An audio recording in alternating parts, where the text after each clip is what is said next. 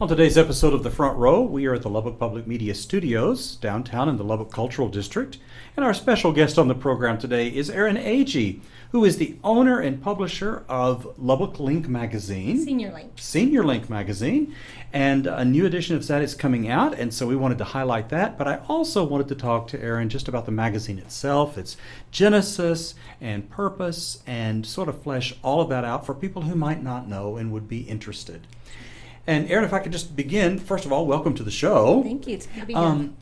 This is a magazine that people will see everywhere in Lubbock, in stores, in racks, all kinds of stuff, and it says Senior Link. Mm-hmm. And tell us exactly what that is. Sure. Senior Link is a quarterly magazine. It is distributed in probably 200 locations throughout the city. My biggest locations are, of course, the Market Streets, Drug Emporium, Red Zone, and Super Salad, believe it or not. But there's 196 other locations all over the city and all of the surrounding communities. But basically, it would imply that it's a magazine for seniors, but not necessarily. Senior Link is more about seniors, but it's for the whole community, and it's just sharing the stories of those in our community who have made an impact. And I would argue that we've all made impacts in one way or another, so any story is on the table, but it's just sharing the stories of what makes our community and who makes our community what it is. Alongside the stories of people in the community, it also serves as a resource for our senior population in regards to estate planning or caring for your pets or where to volunteer and different things to help get plugged in our community. All right. Well, I've seen the magazine a lot, and that helps clarify a lot of things that I was curious about. And I love the fact that it is a quarterly publication, so you have time to really prepare and really organize what you want to produce. Yes. I think that's very nice. How did you come about with Senior Link magazine? How did that occur to you, and how did it have a genesis? Sure. So Senior Link, I have owned it for 11 years now. The previous owner, Don and Melody Dawes, they also owned Lubbock Home and Family magazine several years ago. And Don passed away, and he was really the instrumental side of Senior Link, and Melody ran Lubbock Home and Family. But once he passed away, it was kind of just looking for a new owner, and Melody presented it to me, and I hemmed and hawed for quite a little bit on did I really want to do this. But I got it from her, and it was at that point 16 pages and just a very small magazine, and I thought I would really have the ability to do that in my life. I have 4 kids, and so it was kind of just something to do in my spare time. It's grown a lot. This edition that is at the print right now is 116 pages, so it's grown 100 pages. Yeah. From when I bought it from her. And that's not normal. Not every magazine is 116 pages, but this one is. And so that's how it came about. And she kind of took me under her wing for an issue or two and then turned me loose, and I hit the ground running. All right.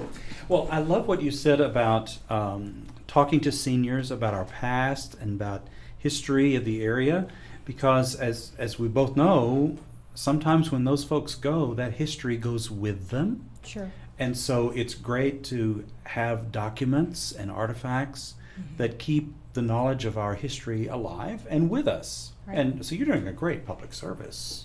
Yeah. And I'm sure that's a big thing for you. Yeah, especially the fall edition that is at the printer right now is our Veterans Edition. And there's not very many World War II veterans left. So I would say for the past 11 years, we have recorded over 300, maybe 350 veteran stories. And those stories would just be gone to the wayside if we didn't have those on paper. And so these are people from our community, our next door neighbors, and the grandparents of our next door neighbors who have gone on, but we have their stories to share.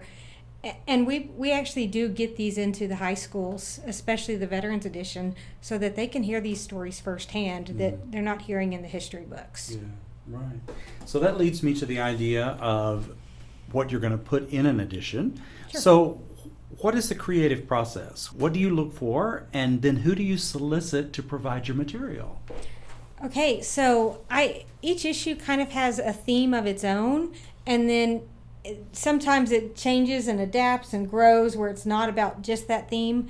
But pretty much the fall edition is always about veterans, and only about veterans, really. I think there's one love story in this edition that just got thrown in. but the fall is always about our veterans.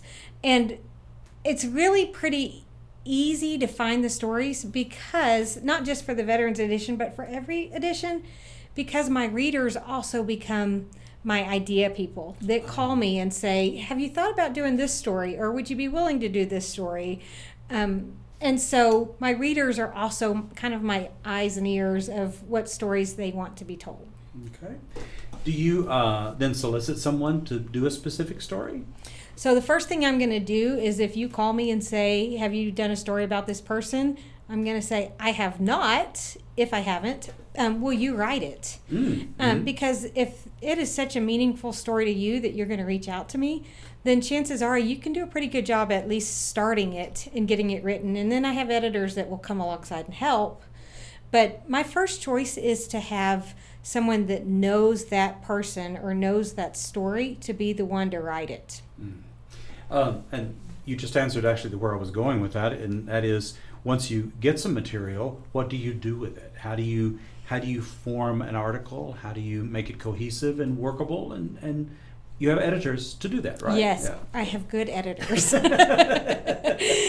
have to edit my work just as much as they do my other articles that come in. But really, I usually don't turn down a story. If a story is presented to me, I will make room for it, if not in the upcoming edition, in a future edition. And so I don't turn them down. Sometimes they need some help, and we have editors that will come alongside. But pretty much if you send me a story, then I think it's important that we share it. Right. Is there a visual component? Do you have pictures or things that go like that to complement the articles? Sure. We ask each person who's submitting a story to also submit 3 to 5 photos. My husband is free labor, and he is a photographer by hobby. He does photography, so he does all the editing, and he does my cover photography as well. Great. And so it's really a family-run business. Him doing the visual part of it. Right. But we just ask them to submit pictures to go along. Right. This is something that's a mystery to me. If I wanted to do this kind of thing, now how do I go about a layout and publishing and getting it published and printed and on a newsstand? How do you do those logistical things? Sure. So in a magazine business, you have to work in increments of 8. So 8 pages, 16 pages up. So when I'm starting on my winter edition right now, I just start getting as many articles as I can, and then when I start putting it together, sometimes I have to make the pictures bigger, or go and find an article that I think might need somebody else to come alongside and do a boxed in something to go alongside the article. And so it becomes a jigsaw puzzle. And I like jigsaw puzzles. And so near the end, I start just piecing it together and seeing, I need to sell a few more ads, or I need to find another article or two, and just working it out. And then I've had the same printer for about maybe 8 years. I've printed out of a company in Colorado.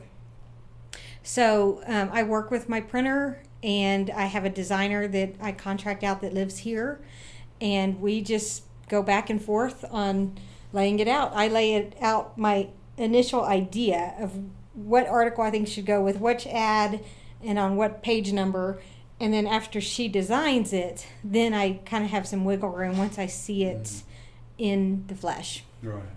So, do you rely on ad sales to finance the venture? Very much so. We are completely 100% funded off of our advertisers.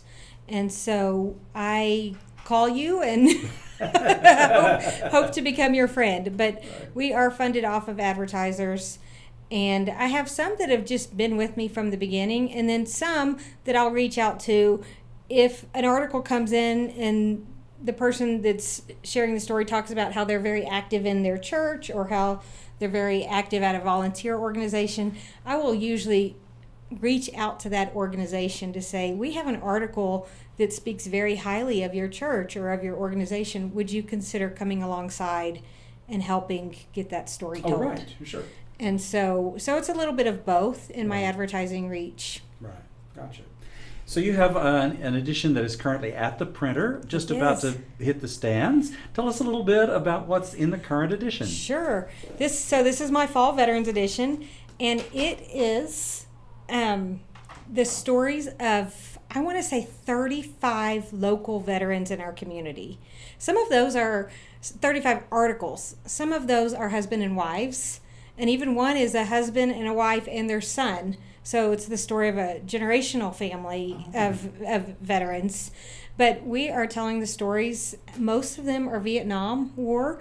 We do have one that is no longer living, but he was actually at Pearl Harbor when it was bombed. Oh, my God. And he was one of the medics.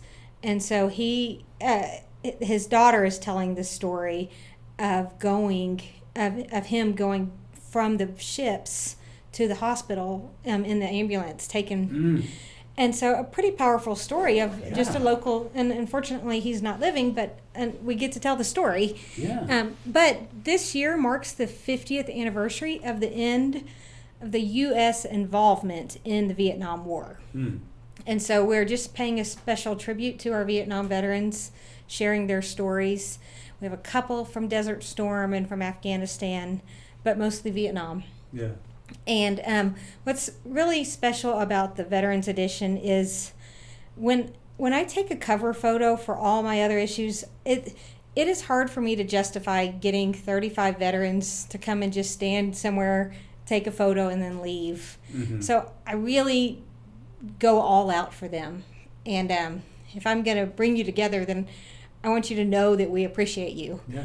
And so we do a big event. And this year it was really fun because we had Chancellor Mitchell and President Skouvenek and Charles Perry and Carl Tepper and Steve Maxner and Phil Johnson, our retired Supreme Court Justice. They all like to come and be a part of the event. Right, yeah. Jody Arrington's office gave every veteran a flag that they had flown over the Capitol in their name. And we just treat them to breakfast and just love on them. And so that happens, and that's when we take our cover photo and just make sure the veterans know that the community really does see them and appreciate them. So the stories hitting the stands is just kind of like the final, where I will go to their doors and hand them their magazines, and once again have one final just thank you for their service. Right. That's what this edition's about. Tell us when it is printed, again, where people can find Senior Link. Sure. So it will hopefully arrive to my house next Wednesday or Thursday, so less than a week from now, and then I will hit the ground running. And Drug Emporium, the Market Street on 50th, the Market Street on 98th, several of the Uniteds, but not all of them, if they have a place for them. Red Zone, KK's Craft Mall, Super Salad, several banks, several churches, nursing homes, Carillons, all of those facilities will have copies. Great. Wonderful.